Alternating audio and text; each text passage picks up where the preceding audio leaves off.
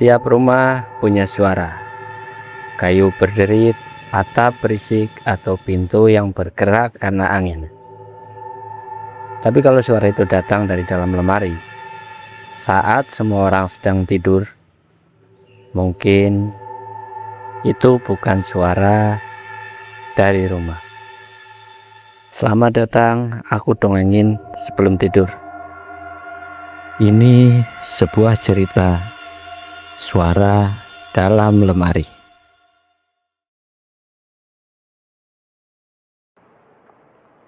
Dimas dan Ayu sudah hampir 2 tahun menikah. Telah lama menabung, mereka memutuskan pindah dari kamar kos sempit ke rumah kontrakan kecil di pinggir kota. Rumah itu tidak besar, tapi cukup untuk memulai hidup lebih tenang. Ada ruang tamu kecil, dapur, 2 kamar, dan halaman depan yang hanya memuat 1 motor. Pemilik rumah menyerahkan kunci tanpa banyak bicara. Kalau ada apa-apa, kabari, katanya singkat sebelum pergi.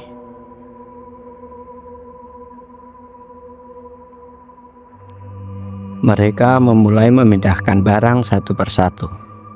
Saat membuka kamar utama, Ayu berhenti di depan pintu. Di sudut ruangan berdiri sebuah lemari kayu tua, besar, tinggi, warna coklat kusam. Kayunya retak di beberapa bagian. Pegangannya berkarat, salah satu pintunya sedikit miring. Ini bawaan rumah, tanya Ayu. Dimas menoleh lalu tersenyum. Bagus dong, kita nggak usah beli lemari. Ayu mengangguk pelan. Tapi entah kenapa sejak pertama melihatnya, ia merasa lemari itu tidak cocok berada di kamar baru mereka. Seperti benda lama yang tidak pernah benar-benar ditinggalkan pemilik sebelumnya. Menjelang sore, Ayu mulai membersihkan kamar. Debu berterbangan saat kain lap menyentuh permukaan lemari. Begitu pintunya dibuka, bau lembab langsung keluar. Bukan bau kayu tua, bukan bau jamur. Lebih mirip bau kain basah yang disimpan terlalu lama di tempat tertutup. Ayu refleks menutup hidung. Mas, sini deh. Dimas datang sambil membawa kardus. Kenapa? Bau banget. Dimas mencium sebentar lalu tertawa kecil. Ya, namanya lemari tua. Dia membuka pintu lebih lebar. Di dalamnya kosong. Hanya ada gantungan baju besi berkarat dan bagian dasar lemari yang penuh debu tipis. Tidak ada tikus, tidak ada sarang serangga. Tapi Ayu masih merasa tidak nyaman. Seolah bau itu bukan berasal dari kayu, melainkan dari sesuatu yang pernah lama terkurung di dalam sana. Malam pertama di rumah baru terasa melelahkan. Setelah makan seadanya, mereka langsung tidur tanpa banyak bicara. Sekitar pukul 2 pagi, layar ponsel Ayu menyala sebentar. Karena baterai hampir habis, cahaya itu membuat matanya terbuka. Kamar dalam keadaan gelap, sunyi. Lalu terdengar suara kecil. Krek! Ayu menahan napas. Suara itu datang dari sudut kamar, dari arah lemari. Ia menatap ke sana.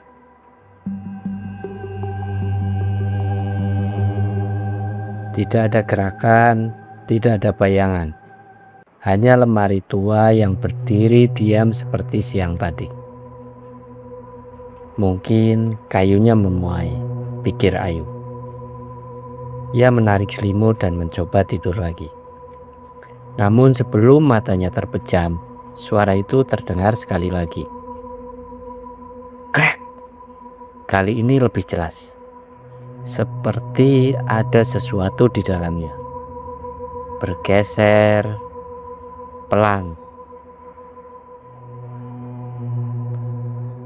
Ayu tidak menceritakan kejadian itu ke Dimas pada pagi hari. Dia tidak ingin terdengar berlebihan. Tapi malam berikutnya suara itu datang lagi.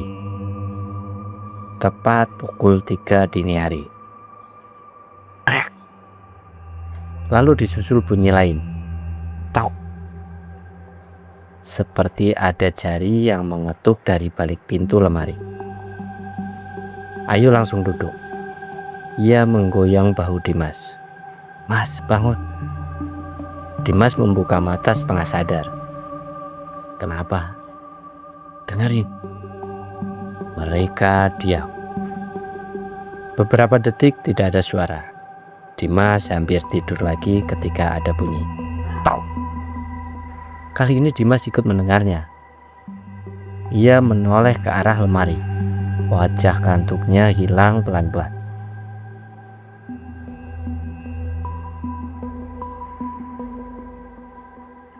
Pagi harinya Dimas mencoba bersikap biasa. Ia membuka lemari dan mulai menggantung beberapa baju kerjanya. Biar kepake, katanya. Ayu hanya diam. Siang hari saat Dimas berangkat membeli makan, Ayu masuk ke kamar. Ia berniat mengambil pakaian. Begitu pintu lemari dibuka, tubuhnya langsung kaku. Baju yang tadi digantung rapi, sekarang pindah ke sisi lain. Beberapa hanger saling bertumpuk. Satu kemeja jatuh ke dasar lemari. Ayu mundur pelan. Ia yakin belum menyentuh apapun. Dan di rumah itu sedang kosong selain dirinya. Malam ketiga datang lebih lambat dari biasanya. Ayu sejak sore sudah gelisah. Ia tidak berani sendirian di kamar terlalu lama.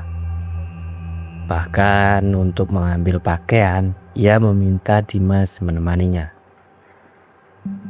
Dimas mulai mencoba masuk akal. Mungkin tikus. Kalau tikus kenapa cuma jam 3? Jawab Ayu cepat. Dimas tidak bisa menjawab. Menjelang tidur mereka sengaja membiarkan lampu kamar menyala redup. Jam di ponsel bergerak pelan. 0258 0259. Lalu tepat saat angka berubah menjadi 0300. Tidak ada suara ketukan, tidak ada bunyi kayu. Yang terdengar justru sesuatu yang lebih buruk. Suara napas, panjang, berat, seperti seseorang baru selesai berlari dan sedang berdiri diam dalam ruangan sempit. Ayu langsung memegang tangan Dimas sampai kukunya menancap ke kulit. Suara itu datang dari dalam lemari. Jelas, tidak mungkin salah.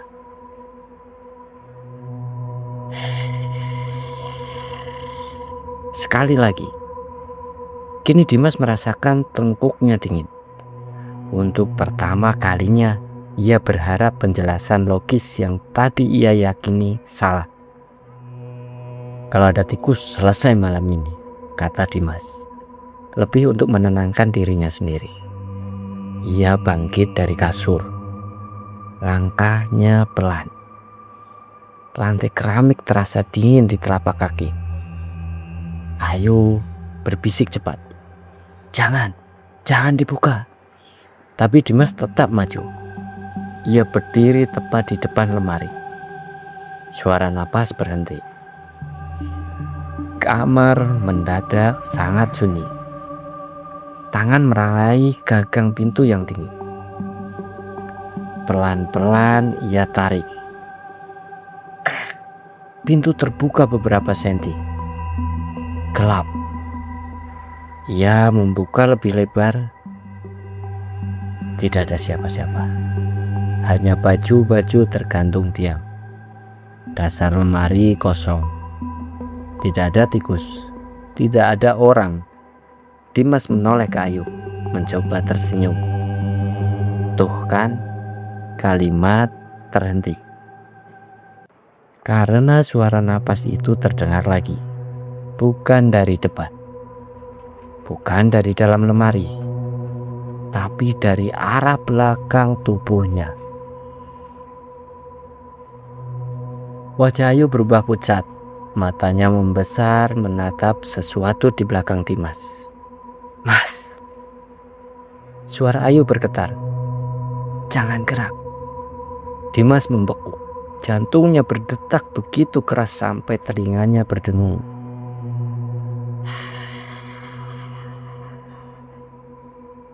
Suara napas itu kini sangat dekat, seolah tepat di belakang lehernya. "Yo!" bisik Dimas. "Ada apa?" Air mata Ayu mulai jatuh. "Jangan noleh." Tubuh Dimas ingin lari, tapi kakinya terasa berat. Instingnya mengatakan satu hal. Kalau ia menoleh, ia akan melihat sesuatu yang tidak bisa ia lupakan seumur hidup. Namun manusia selalu kalah oleh rasa penasaran. Perlahan, bahkan sangat perlahan, Dimas menoleh. Tidak ada apapun di belakangnya. Ia hampir jatuh karena lututnya lemas. Lalu Ayu menunjuk ke sudut kamar. Dimas mengikuti arah jari itu, dan napasnya berhenti. Di sana berdiri seorang perempuan. Tubuhnya kurus, terlalu kurus. Gaunnya kusam seperti kain lama yang tak pernah dicuci. Rambut basah menutupi wajah. Kepalanya miring ke kanan dengan sudut yang tidak wajar. Ia tidak bergerak, tidak mendekat, hanya berdiri memandangi mereka dari balik rambutnya. Lalu terdengar suara tetesan air ke lantai. Tik, tik, tik. Padahal atap tidak bocor. Ayu menjerit. Lampu kamar berkedip satu kali. Refleks Dimas memejamkan mata hanya 1 detik. Saat ia membuka mata kembali, sudut kamar kosong. Perempuan itu hilang. "Mas, lihat." Ayu menunjuk lemari. Pintu yang tadi terbuka lebar kini bergerak sendiri. Pelan, sedikit demi sedikit, seperti didorong tangan dari dalam. Krek, lalu menutup rapat. Kamar kembali sunyi. Tapi mereka tahu sesuatu memang tinggal di sana.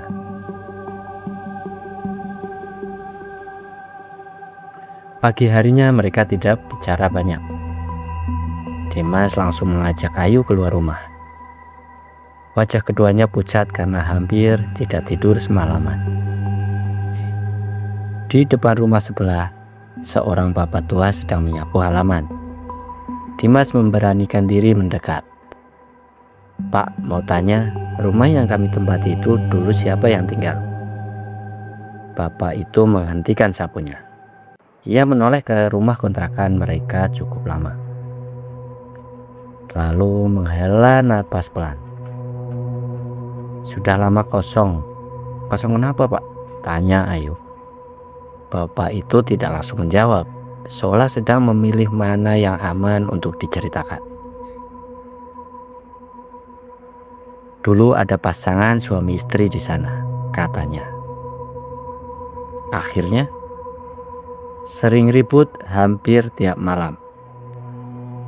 Dimas dan Ayu saling pandang. "Terus?" tanya Dimas. "Perempuannya jarang kelihatan keluar. Katanya suaminya cemburuan." Angin pagi berhembus pelan. Bapak itu menurunkan suara. Suatu hari warga mencium bau tidak sedap. Pintu rumah didobrak. Ayu menutup mulutnya sendiri. Perempuan itu ditemukan meninggal. Ia berhenti sejenak. di dalam lemari kamar utama. Mereka tidak menunggu malam, tidak menunggu akhir minggu, tidak peduli uang sewa hangus. Siang itu juga mereka mengemasi pakaian dan barang penting seadanya. Dimas memanggil mobil bak kecil. Ayu hanya fokus satu hal: keluar dari rumah itu sebelum matahari tenggelam. Saat kardus terakhir diangkat, Dimas masuk sekali lagi ke kamar untuk memastikan tidak ada barang tertinggal. Kamar kosong, kasur sudah diangkat, meja sudah dibawa. Hanya lemari tua yang masih berdiri di sudut diam. Seolah tahu mereka akan pergi. "Mas, cepat!" teriak Ayu dari luar. Dimas menutup pintu kamar. Saat berjalan ke teras, ia mendengar bunyi pelan dari dalam rumah. Tok! Ia tidak menoleh lagi.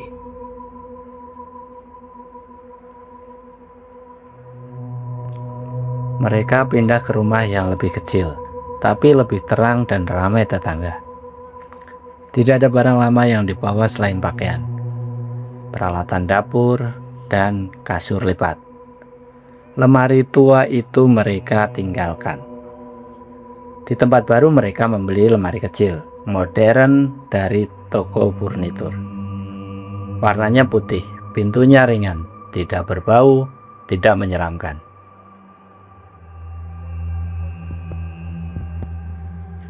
Malam pertama di rumah baru terasa berbeda.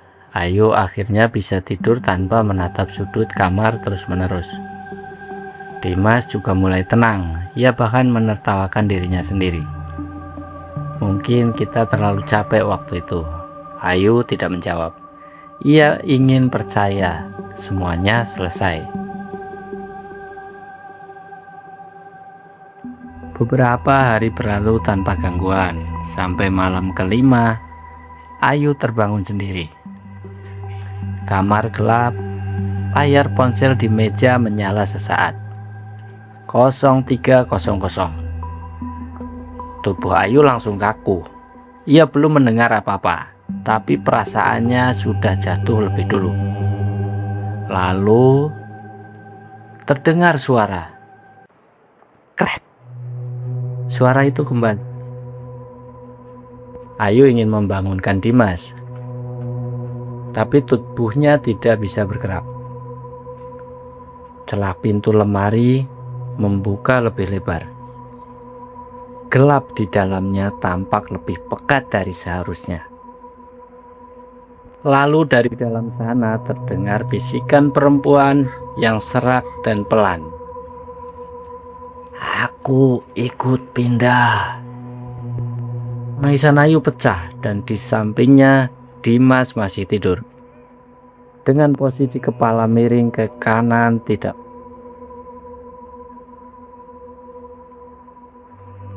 Tidak semua rumah angker bisa ditinggalkan.